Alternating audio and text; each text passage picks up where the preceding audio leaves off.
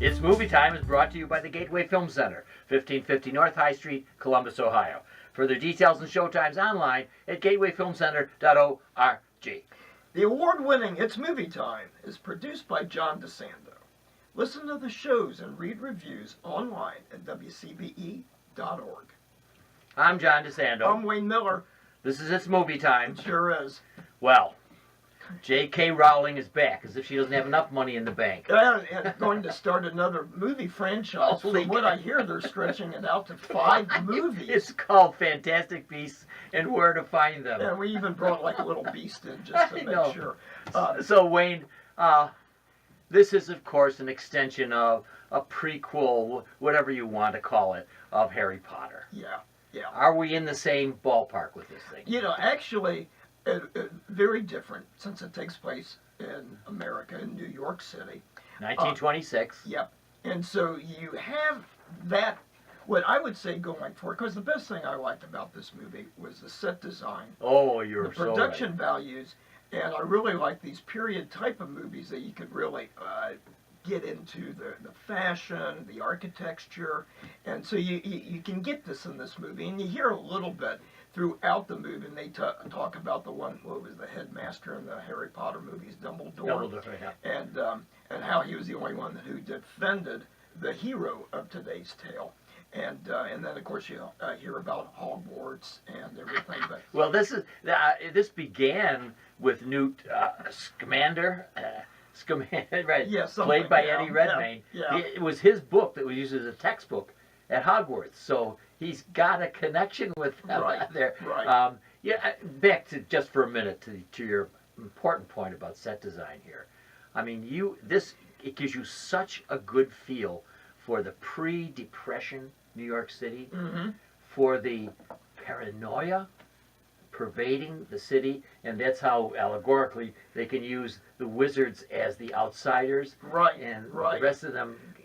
But you know what I found confusing though, and they've been publicizing this movie for months, because I remember it must be at least a good 6 months ago, I think in Entertainment Weekly, that they had some stills from the movie and talked about some of what I consider a convoluted plot, you know, about the anti-wizard movement going on in America. So you get a little bit of that kind of pre-Depression demagoguery type of politics. Well, look and listen. I mean, you hit on another point.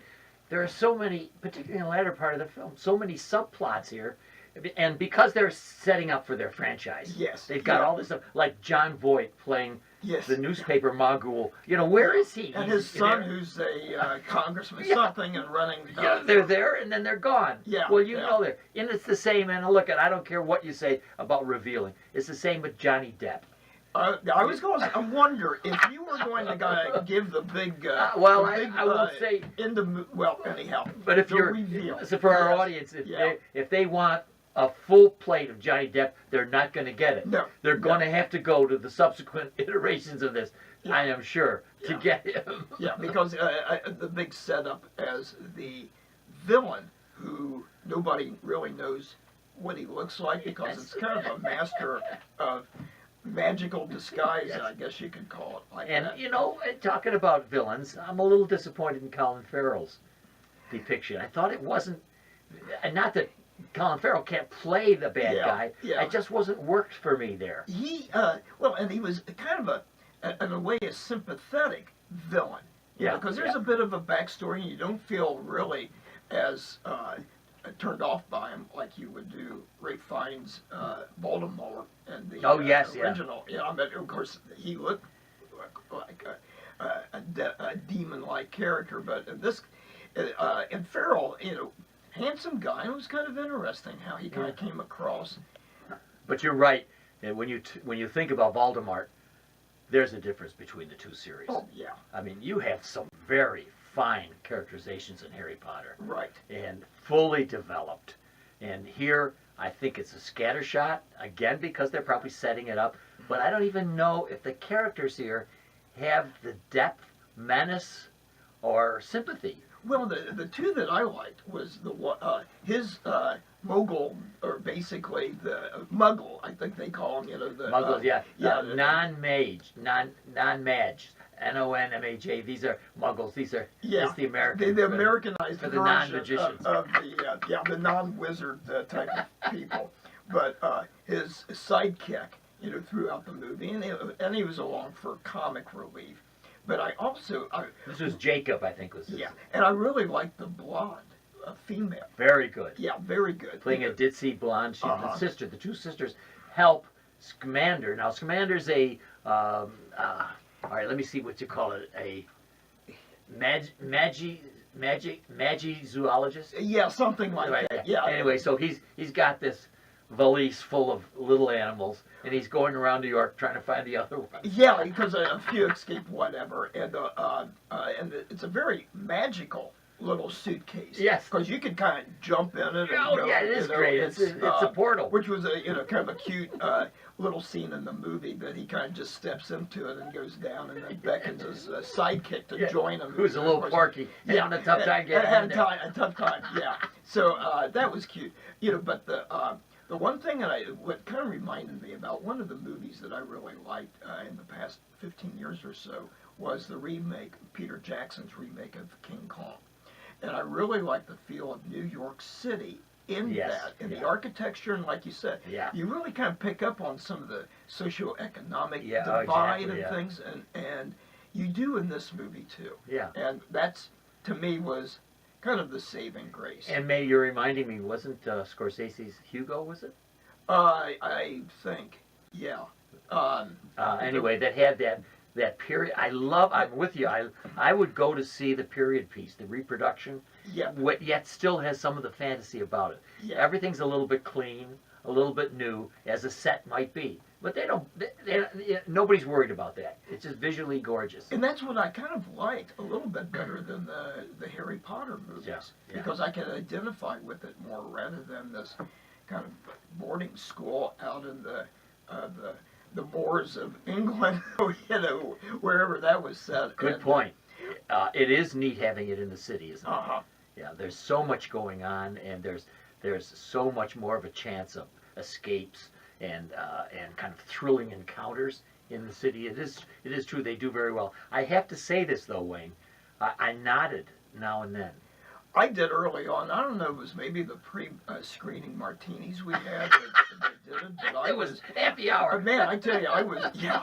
And I sat there and I thought, okay, but I did. I nodded off early on. And it was a little bit tough then because, as I had mentioned, it is a convoluted plot. Yeah. They're like, what's really going on? It's just not, a Lassie movie where the boy loses dog, boy searches for and finally finds dog. I mean, as he's going around, and you've got all this other kind of backstory going on. Yeah. Including Farrell's villain character, the politics with Voight and his son, the two sisters who have kind of varying degrees, and Yes. I had read about it months ago. That's just it because I thought, okay, when I see this movie, I'll remember some of this. I forgot, I'm thinking, oh yeah, these two sisters, and they've got these magical powers, and they help them out, and so the quartet of, almost in some ways,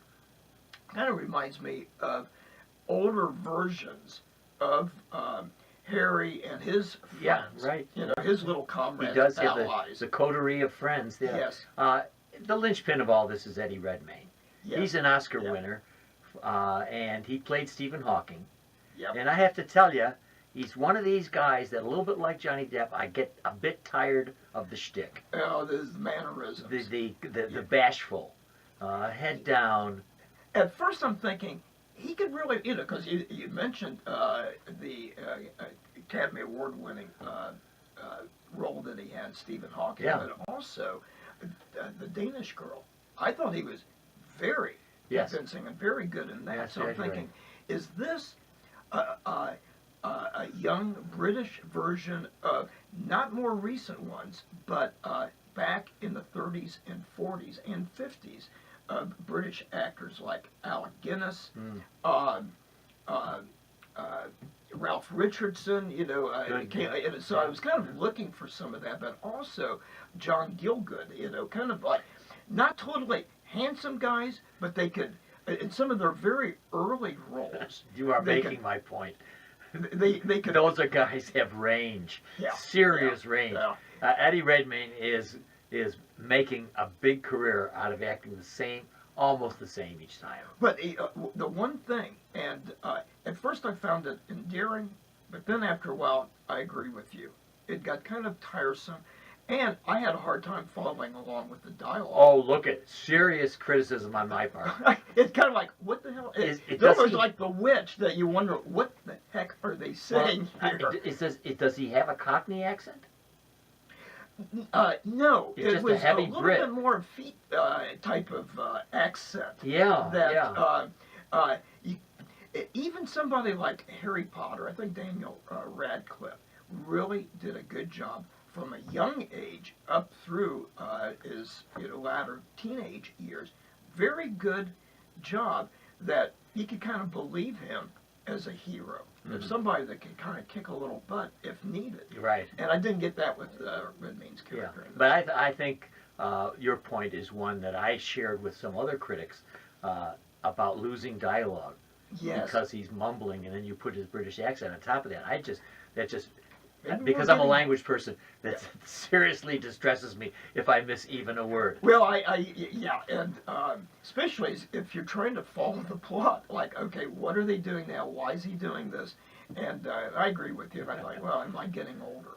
Well, I think we will be reviewing iterations of this in the next few years. Yeah, I think All so. right. I think they'll build up. It depends on how it does as being released. I think so. Today is Yes, is, today, yeah. on Friday, and so we'll see because there's been some prequels and sequels this year that have not done very well. Right, And right. so we'll see if this franchise has legs. Well, Rowling is producing it.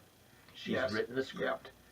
I have confidence that my curmudgeon attitude here will not prevail. And that- Could not be. Does Rowling need any more money? she's definitely not in it for the I mean, wasn't the second richest woman in the whole British But I'll Isles, tell you. next to the Queen. If you look at this, she has a fantastic imagination. Oh yeah, and her retirement from the Harry Potter thing really did not. I mean, and since they've got a stage play, That's now, right. And so, oh yeah, she's gonna have different reiterations as well as under. I can't remember her name of the name she's chosen for herself as an author Right. of her Assume. adult movies. All right, the movie is Okay. Fantastic Beasts and Where to Find Them. Wayne Miller, what's your grade? I thought of this last night, and it was somewhere between a C plus and a B minus. I think because of the now that I've recovered from the martinis, I'm going to give it a B minus. If nothing else, the production. And values. I'm exactly on spot with you. And what do you know? Entertainment Weekly agrees with us. Yes. Oh, that's good.